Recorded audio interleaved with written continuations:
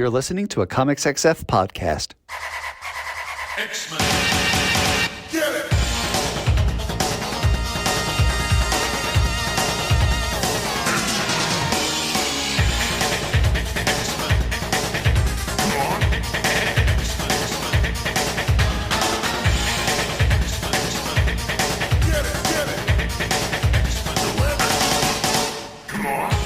Hey everyone, and welcome to another exciting episode of Battle of the Atom.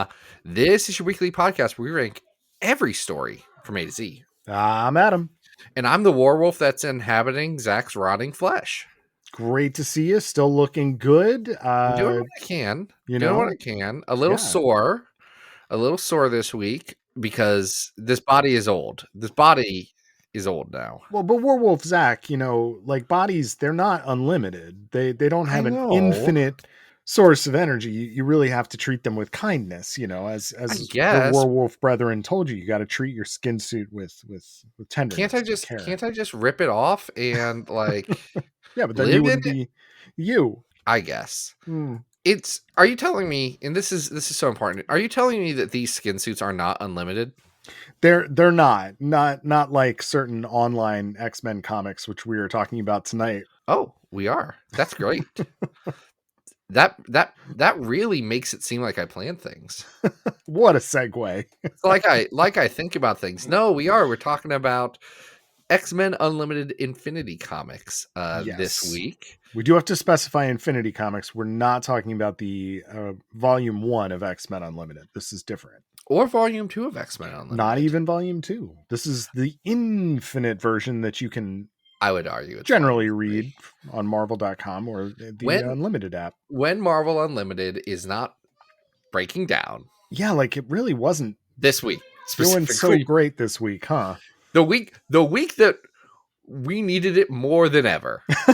One of these stories had over 20 installments, and I was like, oh man, these loading errors, they're killing me. Marvel Unlimited had been on a hot streak of working pretty well for me. Like it had been years since I had large pain points with it. And it had to be the week that I was reading something that I couldn't read anywhere else. For shame. Yeah. For shame. So we are checking this out, and Zach, why are we checking this out? Because it was on our list of pick'ems that we wanted to do. Very nice. At the same time, a Patreon person said, hey, I don't have like an extra spot or anything, but you guys should cover this comic. I think it would be good to talk about. And I said, well, great. And hey, the other thing is, you know how I was talking to our patrons last week and guilt tripping them about making their selections, about not making selections. Well, those great folks over at patreon.com/Battle of the Atom, they had already given their $5 into our coffers. Thank you. If you want to join them and get guilt tripped by me about getting your rewards, publicly shamed by me, I think, for getting the thing that you have paid human dollars for. Yeah. You can also go over to patreon.com/Battle of the Atom, throw $5 our way, and see what happens. Me and Adam were just talking about potential new cool things that might be coming to the Patreon. Or not. Don't get too excited. We have lives. We got to figure it out. But we have some ideas. We do. They're percolating. And if you want that first cup, the first draw of that percolating idea, you better be on patreon.com/Battle of the Atom. It's where you get episodes as early as I remember to upload them. Sometimes that's Monday morning. I don't know what to tell you. I get busy. You get a request. We built an entire episode bespoke around one of your suggestions. And today, no one made any suggestions. We just did it, and we did it in a way that let us talk about whatever and I'm going to be honest, mostly me, wanted to talk about this week. Adam, what are we starting with? Well, we are starting with an arc of Unlimited Infinity that stars one of your pet projects, Zach, was the pet project of Zach before he was inhabited by a werewolf. Yes, thank you. This is written by Alex Packnadel and penciled and inked by Julian Shaw. And it is a story called Eany Come Home. It is a maggot story. Eagle-eared listeners will know that the moment this came out, I reached out to Alex Packnadel and said, "Hey, bud, hey, you're smart. Once you got announced at a convention and no one in the hall knew who you were except for my buddy Chris, who you may it's the Chris that's been on the show multiple times and that Uh-huh. we have mentioned that we are friends with pretty frequently over the years. My buddy Chris was the only guy who was like, "Oh yeah, Friendo was great." So from that experience, I've been like, I should be on that Packnatal train. I should get there and get going. So I was already a fan. And then seeing him be like, well, I'd love to do a story about Maggot and his stomach maggots. Mm-hmm. It was deeply appealing to me. And I did enjoy going back and seeing it again. Adam, what are your Maggot thoughts? How do you feel about my boy? Japheth? I love Maggot. You've gotten me on that Maggot train years ago, and it's really nice to see that not only did he have a couple of really great cameos and supporting roles throughout the Krakoan era, but that he got this spotlight of a couple of issues where we actually do get to see a lot of character and emotion out of this Japheth, and what life is like for a guy who is, at first just the cleanup crew and then inadvertently is an enormous menace to the island itself through no fault of his own. So you bring up cleanup crew. This is, and I think I'd say almost obvious place to start with Maggot, but also the right place to start with him. Mhm. Like it's the obvious place because, like, yes, this is the story that makes sense. It is the first team of Krakoa's X-Men. They are fighting a nuclear sludge monster, and they are going to need someone to dispose of this nuclear sludge monster at some point. So they call their friend Maggot, who had been, thanks to friend of the show Vita Ayala, doing a larger and larger role with the X-Men community. Sure. In Krakoa, so it made sense.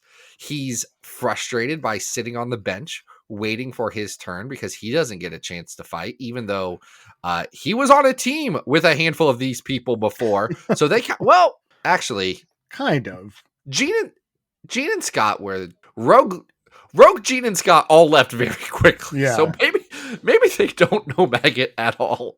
Well, and as Wolverine Laura Kinney is very quick to point out, the way they've been training has been for their power combinations, their mutant circuits.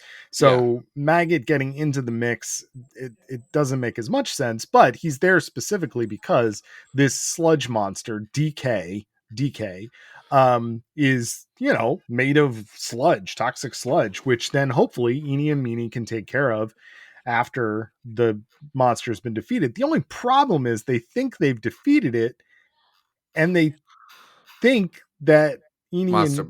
the monster's still alive, unfortunately. And this means that it seems like Maggot is dead. Like he needs to be resurrected, which is confusing because Maggot is not just Maggot. He is also Maggot plus Eany and Meany. Well, the thing about Eany and Meany, if you guys do not know about Maggot's power set, let's be clear. Maggot is a South African mutant who, in this comic, does explain and give you background on Maggot, like I didn't already know, but I appreciate that others may not have the same appreciation that me and Karen Charm have for but Maggot was a child who thought he had stomach cancer, so he walked out to the desert to die, and then, oops, doesn't have stomach cancer, does have two slugs that are his mutant power, that when they eat, like, he can't eat, but the slugs can eat, and then the slugs can burrow back into his body and transfer that energy to him, and all of that energy gets supercharged in him and turns him blue and strong like Hulk. Yeah. It's important to remember that the way he discovered his maggots was because Magneto saved him and his brother from dying out in the middle of nowhere. Years ago, there was the Xavier Files zine. Yes. That me and Adam and several other people put together. And I think constantly, if you guys never got a chance to read that, I think constantly of a comic that Adam put in there that was Maggot based, and it was Maggot, but he's John Arbuckle from Garfield, and Eany and Meany are Garfield. I think technically you were going for Garfield and in Odie, but in practice they are both Garfield. It's two Garfields. Yeah. It's two Garfields. So think of Garfield minus Garfield, but let's go the other direction with it and then make him a obscure 90s X-Men character. That's what Adam did. And it has a beautiful line where Magneto says, or where Maggot says, "Do you think Magneto thinks of me as a son?" I think about that constantly. See, I understand this character. I it's been a long time since I made that comic book. But so Maggot dies in this. yeah, and and by being resurrected, we unfortunately do something which is not great, which is that Eany didn't actually die. So the Eany that is been resurrected is in bad shape, and I really appreciate how disgusting they make dying Eany look. yeah, it's so the problem is since the original Eany didn't die, there's two Eanies. Now normally that would be a paperwork issue. Unfortunately, the Eanies have a psychic connection to Maggot. Yep. And because there are now too many, it's a lot of feedback, and both of the Eanies are going crazy. One Eany, the Eany that's on Krakoa with them, is being sickly and gross, and the other Eany is turning into a giant slug monster. Very, very much in line with the design for his maggots. We were talking about this the other day, weren't we? Yeah, we were. The gigantic maggot even goes so far as to kind of like get into a cocoon and then emerge again. And it's just this gigantic kaiju-sized monster that It's an Ohm from Nausicaa of the Valley of the Wind. Yes. Which is what maggots already look like. Yeah. And I don't know if Packnatal was going for, well, let's just really lean into the Nausicaa stuff, or just happen to happily get there with, let's make Worm bigger. And it is gigantic. I mean, we're talking like Godzilla size. So, you have this situation where Emma is trying to kind of basically put Eany out of his misery so that she thinks that will solve the situation, where Japheth is very much of the opinion that he can kind of talk his way out of this situation. And it's emotional. Like, I gotta say, Packnatal does a really good job of showing what it is like to be this character. It's tough. Well, and not just this character, but this character at this point in time, because with resurrection being a thing, Emma, ever the pragmatist, is sitting here saying, "What does it matter? We will get you the same worm back." Right. Like, we are not going to lose a worm here. You're going to have the same worms that you had previously. We're just going to fix this problem. And Emma is right. At the same time, Maggot is like, I love this worm. I don't want you to kill it. I get that now I have two of this exact worm and one of my other worm, but I'm going to figure this out. We don't need to do that.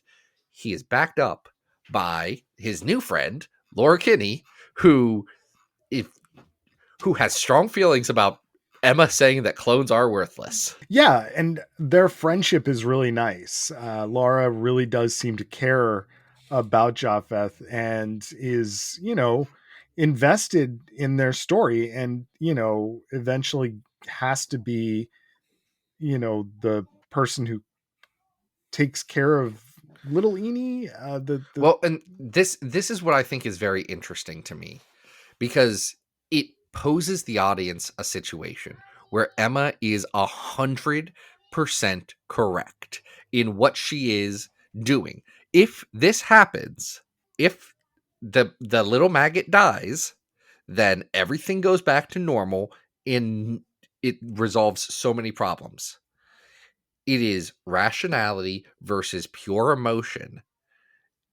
And Laura is given a really interesting position here, because she has to choose to follow the rational path against her own emotions at the cost of her friendship with Maggot. Like, he does not forgive her for this. And I am fascinated by that choice in this comic. Like, it is a real character choice for all of these characters in a way that makes it so that this is a comic that is disposable and you could never reference it again and nothing would be different, but it is additive to all the characters that's in it. Like, I really Pack Needle's writing is very special when he is given the time and space to actually execute on what he is great at, which is character beats, specifically in story structure.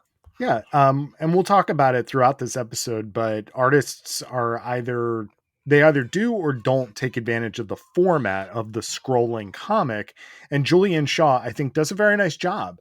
There's lots of stuff like the toxic sludge monster or the giant Eany or the cocoon, whatever it may be, that takes advantage of the scrolling of the comic to really generate visual interest and make you keep going and pulling through.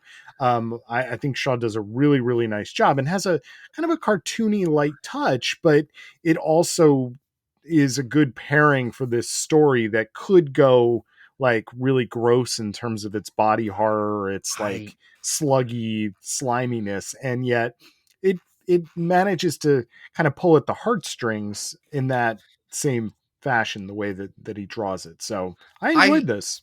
I agree with you on Shaw's layouts. I have a little bit of issue with Shaw's figure work, and I'm not sure that they're the right artist for this story. Like, I do feel like this could be stronger if it leaned more into the horror angle of it. But I also think that about most things. So maybe I am in the wrong here. I don't But think you're wrong. I think there's different ways that this story could be depicted. yeah, it's a choice. It's clearly a choice by everybody involved. I think there's like a sad, sick puppy dog, like Old Yeller type thing going on here. And by having Shaw draw it, it ups that, that sadness to the story by having Eany be gross, but also be cute at the same time that he's terrifying. So I enjoyed this. I think we should try and rank it on our big old list. I do, folks. If you have, if you have for some reason gotten a recent interest in what Maggot is up to, and like what his whole deal is, but don't know where to start, this honestly I think is a great one to get to understand the character a little bit better, and I think more people should take a shot at it. And maybe we'll give them some comparisons, Adam, with our big old list.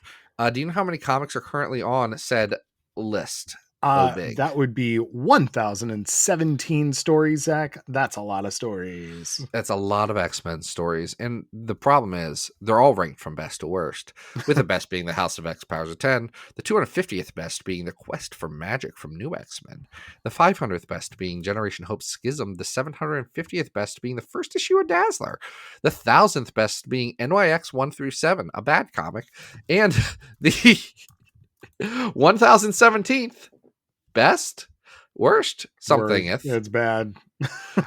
Being 2099 Word of Tomorrow, a bad comic. We have Maggot's origin on here.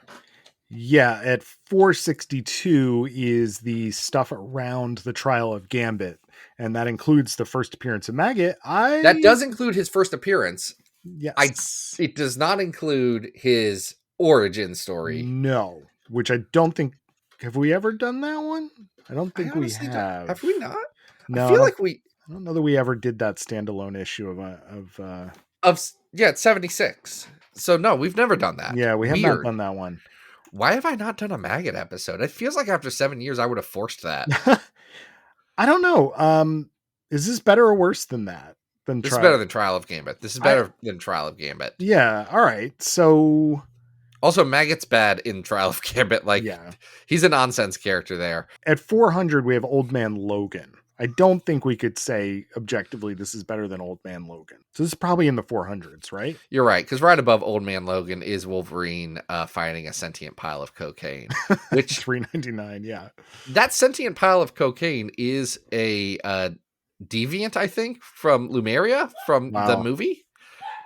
It would be an interesting fight to see the sentient pile of cocaine versus Maggot. I don't know what that would end up with. I think Maggot would be like Scarfacing it up over there. Just hey, how bad does your movie have to flop for your studio to spend 5 hours annoyingly revealing a bunch of chairs and none of them are people that were in your movie? Whew. I don't know what to say about that. Listen, I don't have any ill will towards the Eternals. It just is what it is now. Yeah. Well, I would say this is better than at 430 X-Men Black Mojo. This is better than X-Men Black Mojo. I would agree with that. I'm looking around what we have. I think this is better than the first appearance of Vindicator. I don't know if I would put it above X-Force -1. I feel like it's like right there. Yeah, I would not put it above that. But I think it's probably better than US Avengers 10 to 11. I mean, I'm fine putting it right in between here. X-Force -1 and Ultimate Spider-Man Annual #1. That would make it our new 418. That's the body swap one, people. Yeah. If you've not read that one. Jump the Shark. Jump the Shark. Listen, Woof. I can appreciate it. It was of its time, I guess. It is what it is. I'm a Bendis mark, you know that. Eany Comes Home is 418. Go read that. Yeah. And I'll say this. If you do not let the fact if you have not been as hot on Pac Natal's Fall of the From the Ashes, is that what we're calling it? Infinity Comics. This one's better. It is. It's quite good. This next one is wild. I meant to read this arc for a while because they advertised each installment with pictures of Jubilee, but this is not the most profitable character in this comic. It's wild to open a Marvel comic and see an announcement that this is an all trans superhero team. This is X-Men Unlimited Infinity number 80 through 85, the Unofficial X-Men. This is the Unofficial X-Men. It's written by Grace Freud with art by Alberto Albuquerque. Now, Grace is a trans comedian and writer for a lot of things. I believe Rick and Morty among them. Okay. That kind of makes sense given the sense of humor that we've got in this story. There's a good amount of humor in this. Rick and Morty, the Eric Andre show. Like, oh, okay. All right. Yeah, I mean, this definitely has some that's the energy we're coming from. Yeah. Is some twisted, like, strange comedy. Yeah. But also, I like it. Now, I did have to go back to the Pride special from, I believe, 2022 to familiarize myself with the Unofficial X-Men. I didn't know these characters. Sure. So, and I don't know that any of them have appeared since this story. They sadly have not. But there's a lot of potential here. There's some really funny characters in here. Let's talk about our characters. Yes. We have Alpheon, who has a universe inside of him. Kind of Zorny, but not in his head. Yeah, in his heart. Because they do all give their give their name and pronouns. Sorry. Good point. Please. They explicitly do. So I feel like we should learn and grow from that experience. Well, they do all get introduced in the Pride special in a kind of therapy group with D-Man, which you're talking about Super Trans? Yeah. So makes sense that they would be introducing themselves with their pronouns. Please continue. I was just saying, you got Alpheon, who has a universe inside of him. You have Bad Guy, who is a bad guy. You know what Bad Guy's powers are? Because I don't think it gets too much in this specific story. Bad Guy has... Oh, doesn't Bad Guy have... Bad Guy has the ability to have people to look at someone and make them want to kill him. Yes. He can make people angry at him about anything, which is a weird power, but I like it. Look, if you didn't get that this was written by a trans comedian who has spent a lot of time on online communities and maybe has come off on the other side and saying some of these communities have issues and maybe we need to deal with them, that may be your answer. You also have Face Hopper, who switches into different Zach, that would be Face Shopper. Face Shopper, excuse me. I can't read. Face Shopper is a shapeshifter. Makes sense. There is Harmonize, who has the ability to make everyone sing with them.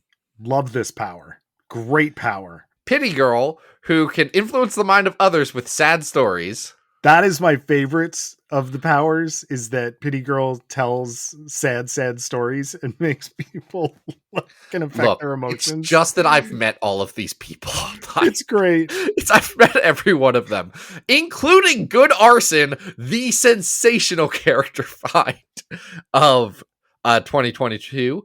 Good Arson is a trans man who wears a open shirt with a binder, and Guy Fieri flames, and Good Arson looks like Guy Fieri, and the joke is that Good Arson looks like Guy Fieri and also is named Good Arson. So we catch up with this team, who you may or may not have met before, but they reintroduce them. They are fighting a person in a Sentinel robot named Mitch. They don't like Mitch so much. By defeating Mitch, they announce themselves as, we're the unofficial X-Men. Adam, And you're missing all of the best parts about Mitch, the Sentinelli. Mitch is pretty funny. Mitch is not one of the unofficial X-Men, but wants to be. Mitch is wearing Sentinel armor that has a peace sign on the chest and a rainbow flag on the back. And being like, why won't you guys accept me into your club? And they have to explain that you can't do that. Yeah, you can't just put a rainbow flag on the back of a Sentinel who wants to kill us. Robots can be gay and still hate mutants. It's not that complicated. Bad Arson does explain this. Which is the best thing.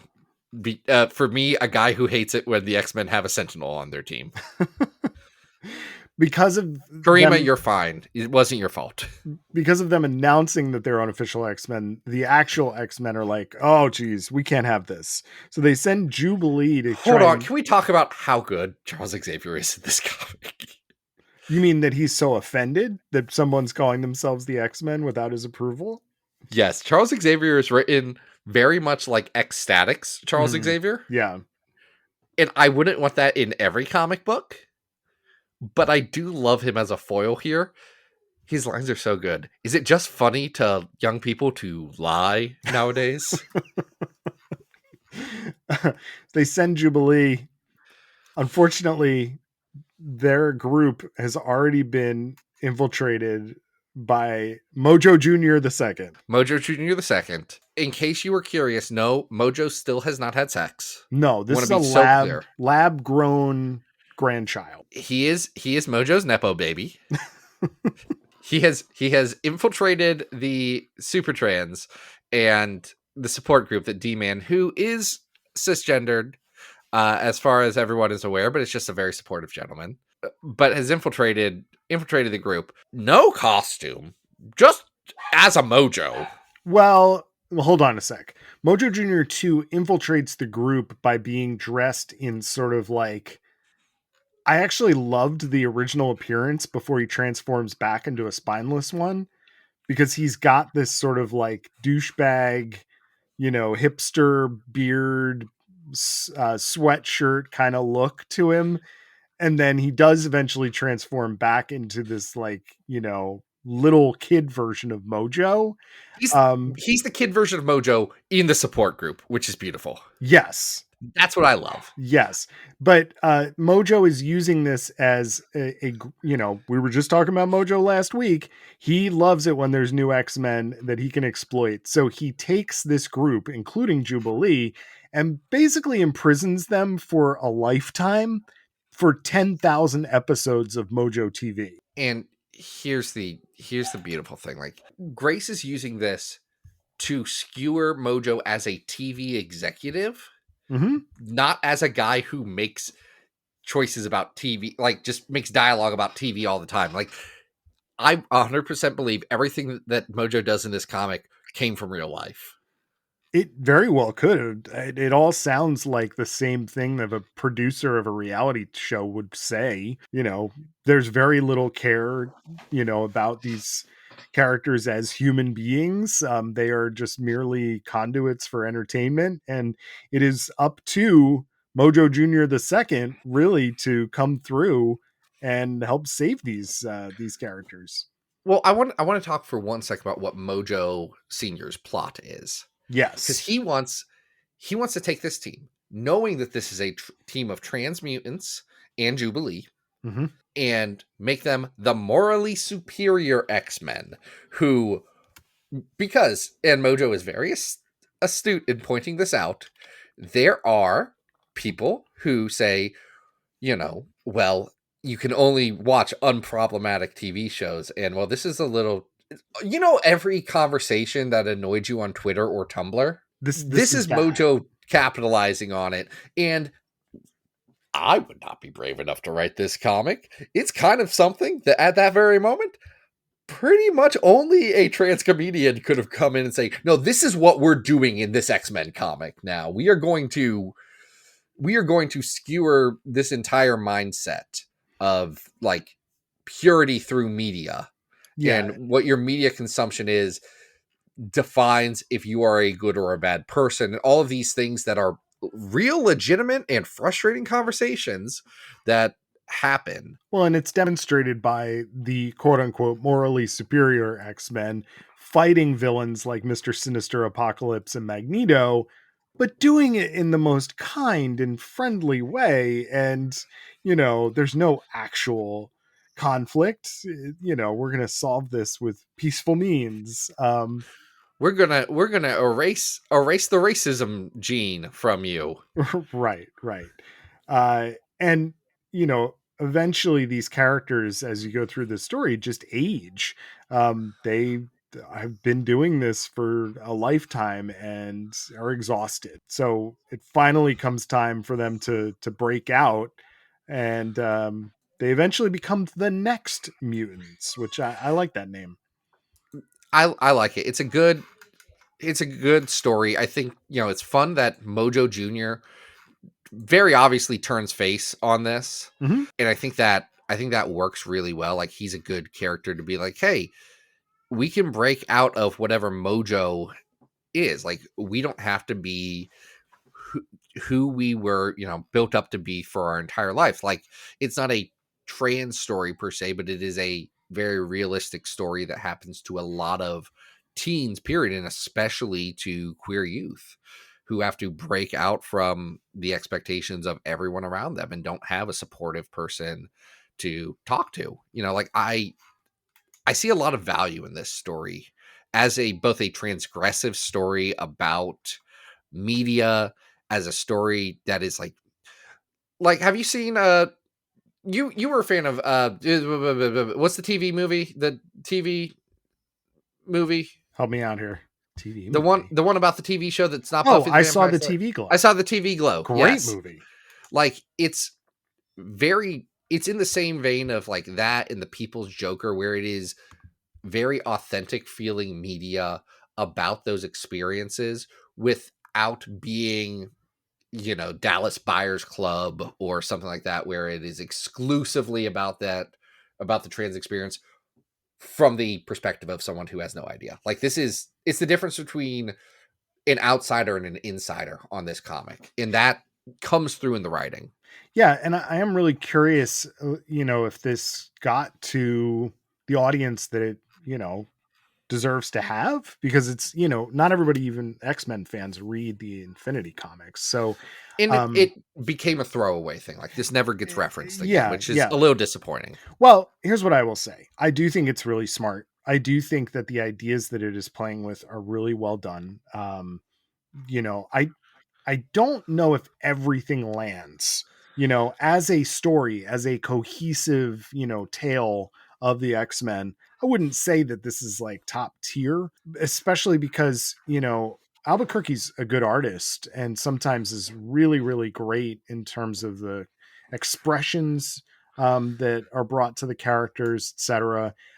I just, it is on par with a lot of the other X-Men Unlimited Infinity comics in that it feels more throwaway. That said, I would much rather read something that is trying to be transgressive in the way that this story is than whatever the heck is going on with the current X Factor book, which I believe is ending soon, because I think this is taking more risks and is more interesting. I don't want every episode to be us arguing about comics that we don't like, but also this is a comic that is not making the most obvious first point that you could make about a thing. Yeah. That's the difference. This is a comic that is sharing something with you, and sharing a perspective, and sharing an experience, and doing it in a fun, funny, and entertaining way. Like, I agree with you. I don't think everything lands on this. I think there's some pacing things that may just be from inexperienced writing for this medium, period, or just an experience on these unlimited comics are weird in how you have to pace them, and it's a big cast. I think that paring down the cast in like half would probably make a lot of emotional beats land a little bit better. Yeah. But also, this is a book with a character called Good Arson in it, and I love Good Arson, and I'll protect him with my life. Yeah. So let's try and rank this. I don't think this is as good as that maggot story. I would probably go lower, just in terms of the overall quality of the story. But I respect what is happening here, and I was definitely entertained.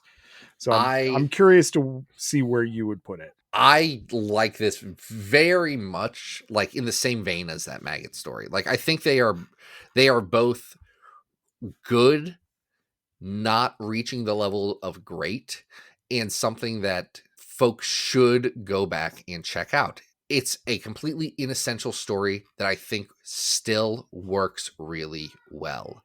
Like, I think that it is better than X-Men Black Mojo #1 by Scott Aukerman at 431. That's another Mojo story by a comedian. Yeah, I mean they're in similar places. I don't think this goes that high just in terms of quality. I think I would probably go into the 500s here. Let's see. Okay, what's at 500? Like 498 is the first appearance of Havoc. This is not okay. Good. You know what I mean? Like I'm just okay. 501's the Jasper's Warp Fallout. I'll give you that. Yeah, like I just want to just keep this in perspective that while this is groundbreaking and it is really cool, I do think that there's a little bit of a quality thing here where it's not going to measure up to some of the other stuff that we have on the I don't list. know. I laughed a lot during it. And that's hard to do. It's hard. I got some laughs out of this too, and that is not easy to do. Here's where I'm going to draw a firm line in the sand. Yeah. 519 is X-Men #1, a comic drawn by Jack the King Kirby. I think this is better than that. I can get behind that. I don't. All right. Here's where I will say let's put it in between, somewhere in between that and Freedom is a 4-letter word at 514. We have to put it above 516, which is that bar issue of Wolverine where he talks to Nightcrawler, and the issue is fine, but it has the great Assad Rabbit cover. Yeah, I would agree. So at 515 is the Hellfire Gambit. This is worse than the Hellfire Gambit. That's fine. All right. So it's 515. 16, the Unofficial X-Men. And if you've missed that one, or you're not familiar with these characters, check it out. It's a really fun creation, and I love seeing something that's just new and trying something different and using Mojo in a different way. That's really creative. Here's what I want. I want Good Arson and the Daniel Kibble Smith, Luciano Vecchio character who was powered by TV gas or internet gas. I want them to team up. Yeah. That'd be fun. I want them to team up so bad. That character has not actually appeared in Marvel, which is a shame, alas. Do you know what has appeared in Marvel? This last story, which I had not read, and this was the one that took me the longest because it's over 20 installments, but I am very glad I read this. This is the Fall of X story that lasts from Uncanny Unlimited Infinity number 121 all the way through to the end of 142.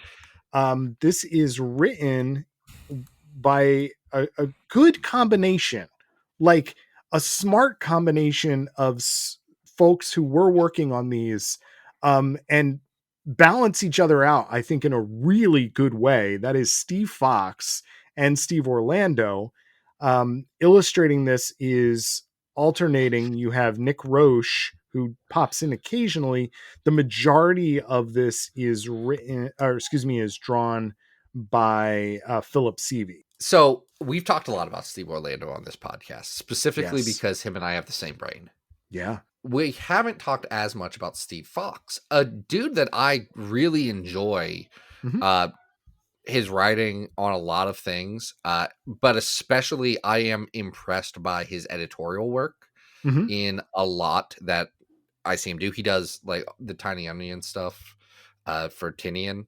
He does that, and he's really good at that. I've seen him do plenty of other things. Like he has the right organizational mind that can help direct some of the more wild ideas of Orlando into a easily digestible form. Yes, and that is exactly what I was thinking about as I was reading this. Was you can see Fox tempering Orlando, and you can see Orlando pulling Fox into sort of like the wackier parts of this. By the way, this is the Fall of X story of X-Men Unlimited. Very specifically around Fall of the House of X. Like this is so, and I have no way to confirm this, and I'm not even trying to confirm it. I have no way to know this, but it feels like this is the story they put out when they were like, okay, so we now have a hard date when this is just ending. Yep. So we got to do this because it is pretty long.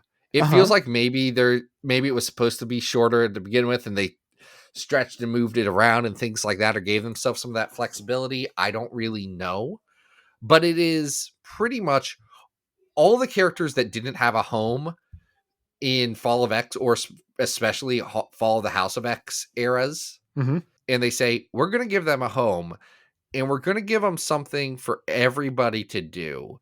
And that is fight the externals. Now, you may be sitting here saying, that sounds bad. And I'm going to say, you are wrong. This is fun. I'm so glad you think that, Adam, Zach, because look, I was reading this week to week. I was reading this week to week and did not particularly love it. I also was having a hard time remembering everything that was happening every week. Of course. There's such small installments. Yes. I enjoyed sitting down and reading all of this. Because, like, folks, the cast of this is a fun cast. You've got Danny Moonstar, you've got Shatterstar, you got Richter, you got Captain Britain, you got Multiple Man, you've got Sunspot, you have Warpath and Thunderbird, you have WizKid, Trinary, Layla Miller, you've got Cora of the Burning Heart is here. Like, it's everybody you want. Well, and it just keeps adding and adding and adding. And I think what's fun about it is that the book kind of starts as if it's going to be more X-Men punching, fighting Orcus. And that's not what it is, because the story starts with some Orcus people coming to the reservation that the Proudstar brothers are living on and stealing mutant children along with Somnus and Cerebra. And it becomes very clear that these aren't just regular Orcus people, they're zombies. And what is going on? And so we immediately have a mystery of what's going on. We get a little bit of Captain Britain. All of a sudden Shatterstar is here. All of a sudden Richter is here. And it's like, what is happening? Until a couple episodes in, you realize, wait a minute, this is there. All of the externals have come back to life, even the ones that were used to make the Ayako gate. Very specifically them, because they are not happy about it. They are not, but they're all working for Selene, who is gathering all of these mutant children so that she can become, like in Necrotia, the like external High Lord. Yes. And man, I enjoyed this. This was Adam, fun. I have to ask, can you name all the externals? Like, do you right, know the externals? I was just reading this, so let's see how many I can knock out.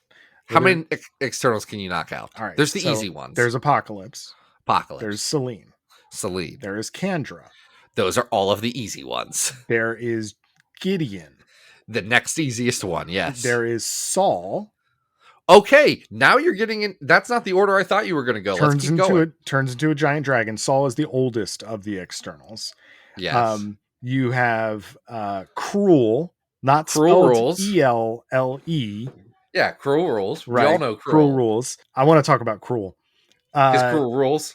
There's the blind person who can tell the future, whose name is escaping me. That's Burke. Burke.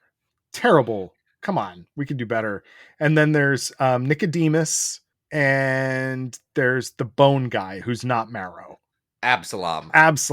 All right. You forgot Gideon. You No, forgot. I said Gideon. Oh, Gideon. you did? Yeah. I thought you forgot the most important character to debut in New Mutants 98. Well, that is what there are a couple things here that are like really fun for fans of certain eras, right? So if you were like, if let's just take more Warpath. You liked it when Warpath, or not Warpath, Thunderbird. You liked it when Thunderbird came back and you wanted more Thunderbird. You get a lot of really great Thunderbird moments in here with him and Warpath. Thunderbird, I was so unfortunate as a character because obviously X-Men Red went in a different direction than they initially planned it to. Right. Like, and I don't think that was anything negative. I think the story just developed in that way. Yep. But it meant the cable plot that was where Thunderbird was at gets pretty shuffled off to the side. And then there's not room for Thunderbird and other stuff, even though great one shot by Orlando and Nyla Rose, great appearances in Red when Ewing got a chance to ride him. And he gets a chance to shine here, and I really enjoy that. And I'm a little disappointed that in like the current stuff, Thunderbird is just also Warpath. Yeah. To the point of wearing Warpath stuff, which I guess was his first, but it wasn't his the longest. It's weird. If you're a Captain Britain fan, Captain Britain is here, right? Betsy, doing Psylocke type stuff too. You get some New Mutant stuff because Mirage is here, Sunspot is here. If you want X-Force, like Greg Capullo era stuff, you have Shatterstar, Richter, Danny, Sunspot, and they're fighting the externals just like they were during the Capullo age.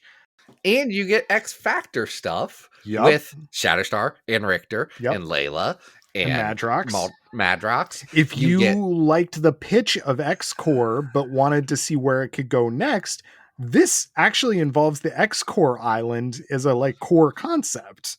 And of course, if you're, like a fanatic who loves Selene, she is just chewing scenery and people. It's great. There is a little something for everyone here. And I think the externals give you they are used very well because they aren't taken like as serious individuals.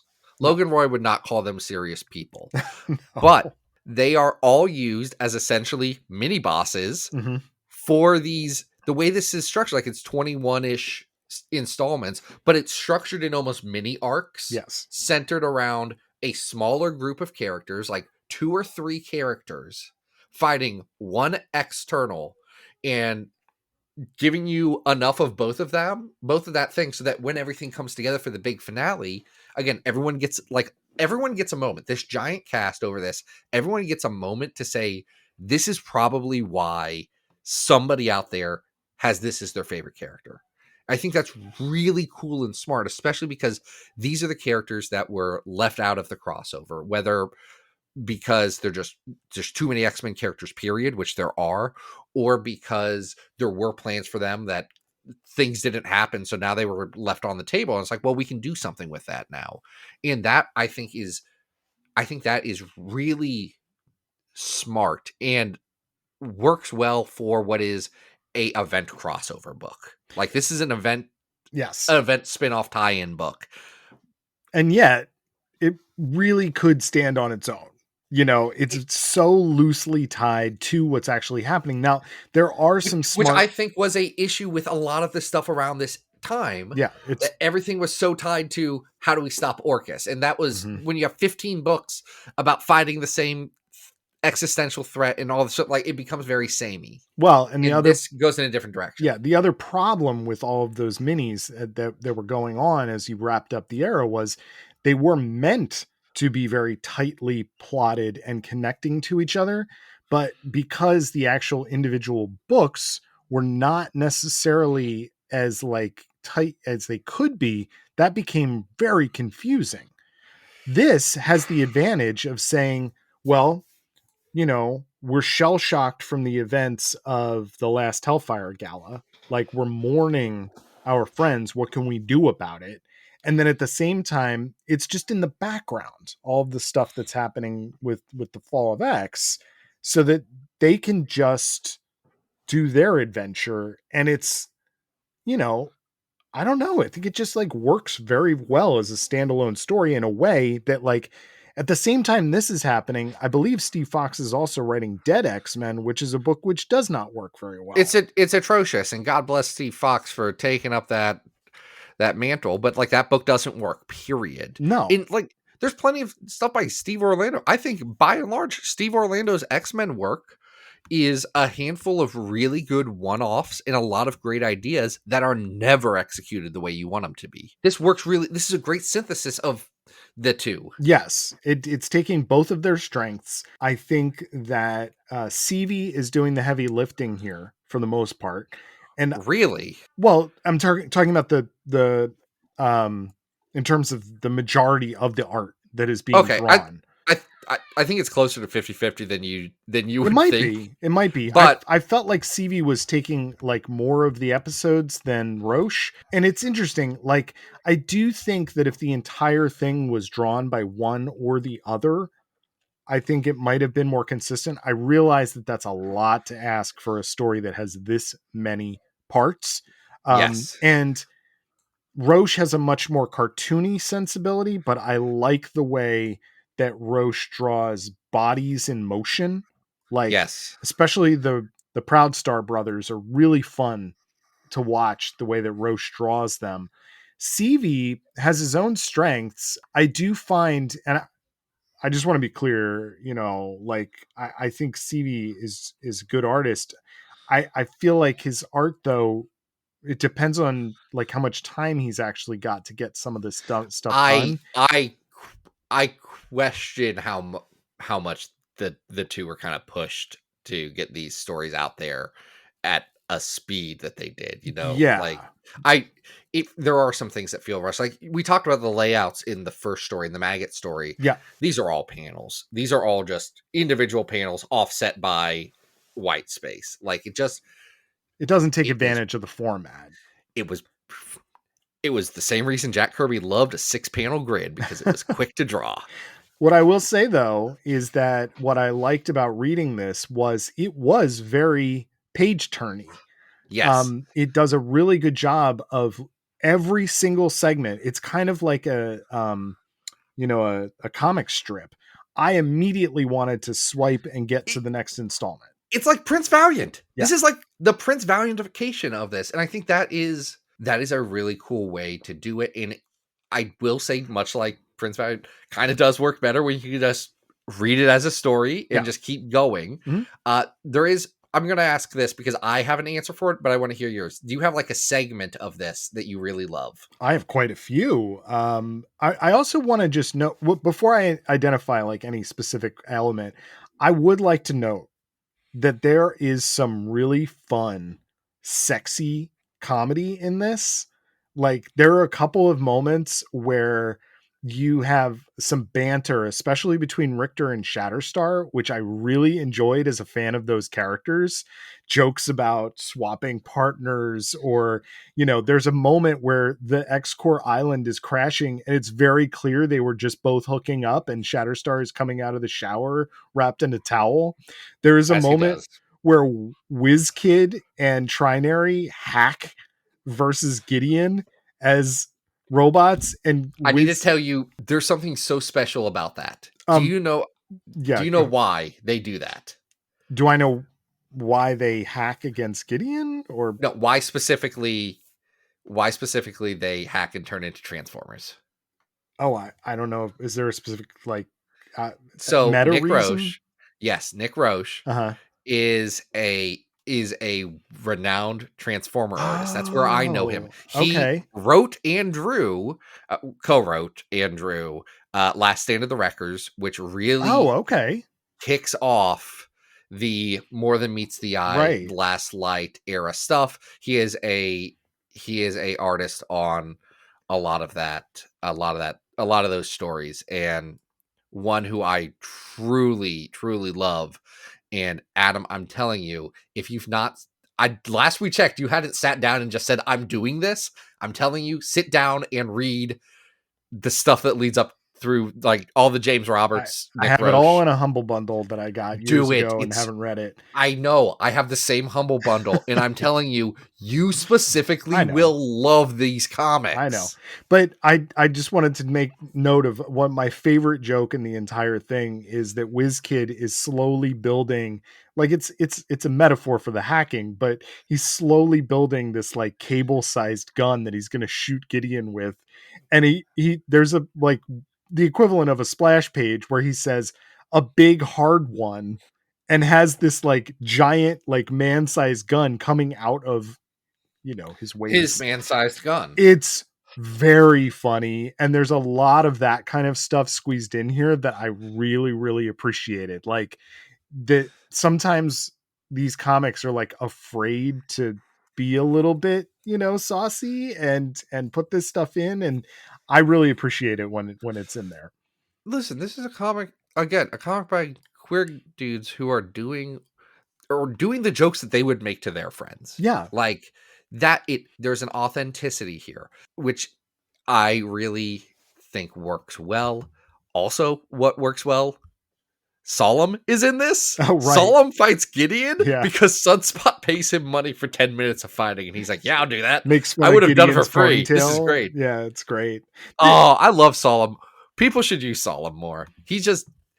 Ben Percy was on to something with Solemn. Tried to get him over. I think Ben Percy did get Solemn over, but not with the audience that regularly buys Wolverine. Probably. And that's the downside of it. Yeah. I gotta be honest, Zach. I really enjoyed the maggot story. But this was the one that I was like, wow, I'm really enjoying this and being surprised by it. This comic is not as smart of a comic as the maggot story. However, I think it has a different intention and a different scale. And I think it executes its objectives better across the board than the maggot story does. Yeah, I would agree. Where did we put that? It's about 500. Oh, here it is. 418. This is why I color code these things. Yes. This is why I color code them every week. Smart. Yeah, I don't know if I would go I don't think I would go higher than Madrox at 402. I don't think I would put this ahead of Legion Quest at 403. I don't think I can ethically put this ahead of Here Comes Tomorrow. No. Here's what I'll say. Yeah. I think this is better than Bizarre Adventures 27. Mm-hmm. And I don't think people would be mad if I said it goes below the first appearance of Polaris solely because the first appearance of Polaris looks so good. I'm fine with that. But if people missed this because they were like a little bit bent out of shape like I was about, you know, the rushed nature of the end of the Krakoan era, this is a hidden gem, and I think people should check it out. I think people should check it out too. It's pretty good. It is. And folks, do you know what else I think is pretty good? Our patrons. I was going to say you, Adam. I think you're a great co-host. Thanks, I'm really Zach. proud to be your friend. No Right problem. I do you. think our patrons are great. Mm-hmm. If you want to join their illustrious crew, you can go over to patreon.com/Battle of the Atom. Throw a couple of bucks our way, and we will do something about it. Adam, what do you got going on? We just wrapped up X-Man Hunt coverage over at Comics XF. People seem to be really enjoying the coverage. We've been getting a lot. Well, they aren't enjoying the comic. I think that might be why, but you know, if you've been missing that, come on over Comics XF, check it out. You can always follow on socials, Adam Reck on Blue Sky and Instagram. And Zach, what are we doing next week? We are going to shapeshift into something fun, and that is, of course, some Mystique. So we're going to do a Mystique episode. Cool. It'll be a fun Mystique episode. We've been thinking about things, and it'll be fun. But until then, folks, this has been Battle of the Atom. We hope you survived the experience. Get it!